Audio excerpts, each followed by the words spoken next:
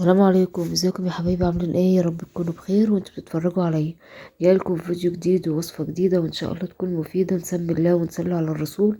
اللهم صل وسلم وبارك على سيدنا محمد وعلى اله واصحابه اجمعين. انا هعمل معاكم ايه النهارده؟ هنعمل مع بعض كفتة مشوية زي كفتة الحاتي بالظبط، وبل احسن كمان وانضف. بس هنتكلم مع بعض عن تجربتي مع تتبيلة الكفتة اللي هي من كنور، اللي هي بتزود الكمية. عايزه اقول لكم انها حلوه جدا.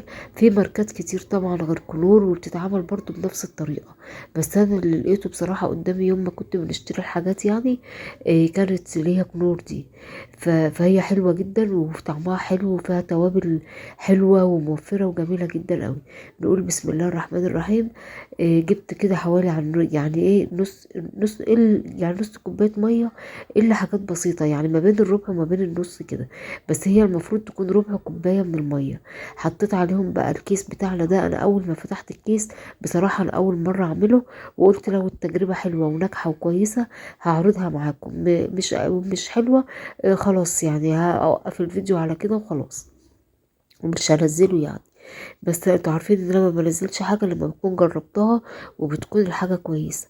فانا حطيت بقى محتويات الكيس كلها، والكيس مكتوب عليه ان الكيس على نص كيلو من اللحمه. لو هتعملي اقل بتاخدي طبعا نص الكيس، لو هتعملي اكتر طبعا بتعملي كيسين. فده نص كيلو من اللحمه. جبت ربع كوبايه من الميه وحطيت عليهم، بس الميه زادت مني حاجه بسيطه يعني، بصراحه انا بكلمكم بكل امانه. فحطيتها كده وحطيت محتويات الكيس فيها، وغطيتها بقى بالاكياس دي. الاكياس دي حلوه جدا جدا. بتخمري بقى حاجة، إيه بقى عندك طبق مثلا رز، طبق خضار، طبق حاجة وعايزة تغطيه، ومش لو طبق مثلا ملوش غطا او حاجة بتغطيه بالاكياس دي. انا قلت برضه افيدكم بيها، هي طبعا بره يعني الوصفة، بس انا قلت افيدكم يعني بالاكياس دي حلوة جدا. وبتيجي بقى بالكيس المغلف فيها ده بتحافظ عليها وبتبقى حلوة اوي. دي حوالي عن كان 100 كيس ب25 جنيه يعني، وبتتباع عند الناس اللي هم بتوع الادوات المنزلية. فاللهم صل على النبي. انا بقى حطيت محتويات الكيس بتاعي وحطيتهم بقى في وغلفتها الكيس كله بقى بهاراته. يعني مجرد ما فتحت الكيس كده شميت ريحة بهارات حلوة جدا جدا جدا. وزي ما تقول فيها مثلا كرفس الناشف، وزي ما تقول فيها زعتر، وفيها حاجات كتير قوي يعني، حتى تحسوا انها مخضرة شوية يعني، فسنة خضار كده بسيطة. انا جبت بقى بصل على توم وضربتهم حلو قوي قوي في الكبه. ضربتهم ضرب حلو قوي يعني، لغايه ما ايه ما يعني ما بداوا ينزلوا ميتهم. حطيت بقى التفل بقى في المصفى كده، وقعدت وصفيته بقى. جبت بقى معلقه وقعدت اضغط كده على التفل بتاعي، انزل كل الميه. انا مش عايزه ميه خالص في قلب الكفته. هاخد بقى التفل ده واحطه بقى على الايه، على اللحمه بتاعتنا زي ما انتم شايفين كده. معلش انا بعتذر. إيه بقى الكيس بقى اللي زي ما انتم شايفين بقى بعد حوالي ايه يعني 5 دقايق كده يعني. 5 دقايق كده شلت بقى الكيسة بتاعتي، لقيتها بقى اتشربت كده من الحاجات دي. الحاجات دي زي ما انتم شايفين، وسبتها. المفروض برضو تتساب اكتر من كده، بس انا بقى كنت مستعجلة. بس عادي يعني ما كانش فيه فرق. المهم ان هي تتشرب المية ديت وتشرب المية بتاعتها، وتبقى زي قدامكم زي ما انتم شايفينها كده.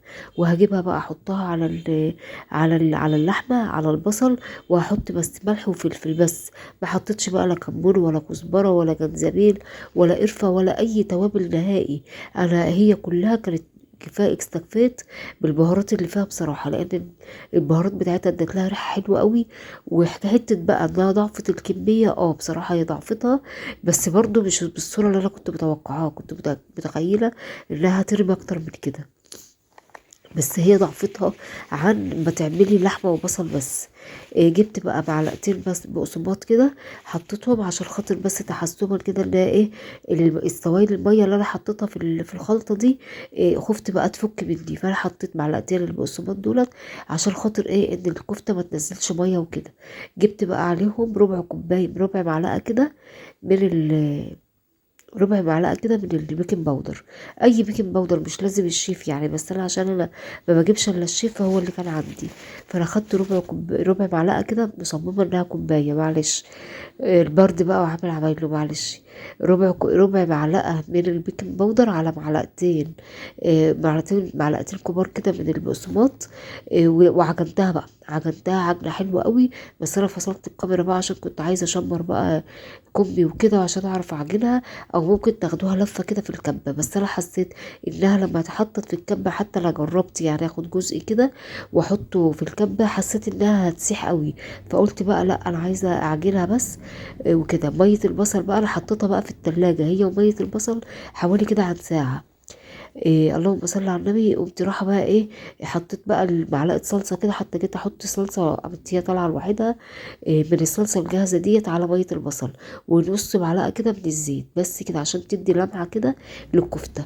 جبت بقى صينيه وحطيت فيها ميه، والميه ديت اللي حاطه فيها شويه من الخل، عشان خاطر المية لما تغلي في الفرن ما تبوظلكيش الصينية وتخليها تزرق وكده وتتعذبي كده في غسيلها. فالمية شوية الخل دولت ما بيخلوش المية يعني تزرق كده في الصينية. المية ديت ليه؟ علشان خاطر تطري الكفتة، ما تنشفهاش. المية تحتها كده وهي بتغلي البخار بتاعها يبقى طالع كده على الكفتة، يخليها طرية. اللي جبت بقى الشبكة، انا ما عنديش شبكة منفصلة، فدي الشبكة اللي هي بتاعت الفراخ اللي هي بتقفل على الفراخ دي. هرص عليها الكفتة عادي يعني، صرفت يعني. عشان انا ما عنديش شبكة تكون السيور بتاعتها ضيقة.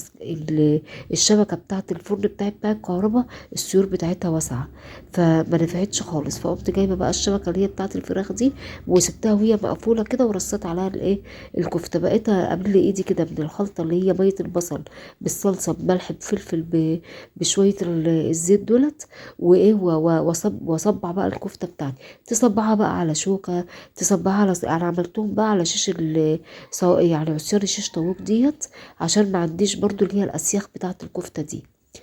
بس طلعت حلوه والله. الحجم بقى اللي انتوا عايزينها، عايزينها صغيره عايزينها كبيره، براحتكم خالص. دخلتها بقى الفرن، دخلت الفرن والفرن سخن جدا، وولعت الفرن فوق وتحت.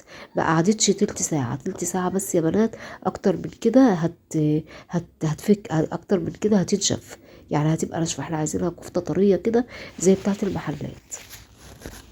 بس كده. وبعد بقى ما استوت كده وخدت اللون الحلو ده، قمت جايبه بقى فحمايه وسخنت ولعتها على شبكه النار، على الكوشه يعني كده. وجبت التمن الفخار ده وحطيته في الطبق، وحطيت بقى ايه، رصيت الكفته بتاعتي في قلب الطبق. وهاجي بقى اجيب معلقه صغيره كده من السمنه. انا كنت بحاول اظبط الدنيا كده عشان بس إيه تشوفوها يعني. جبت بقى معلقه صغيره كده من السمنه وحطيتها كده على الفحمه وهي سخنه، دخلت زي ما انتوا شايفين. هغطيها بقى على طول بورقه بقى ألمونيا كده. وحسيت بقى ان البخار بيطلع من الجناب كده.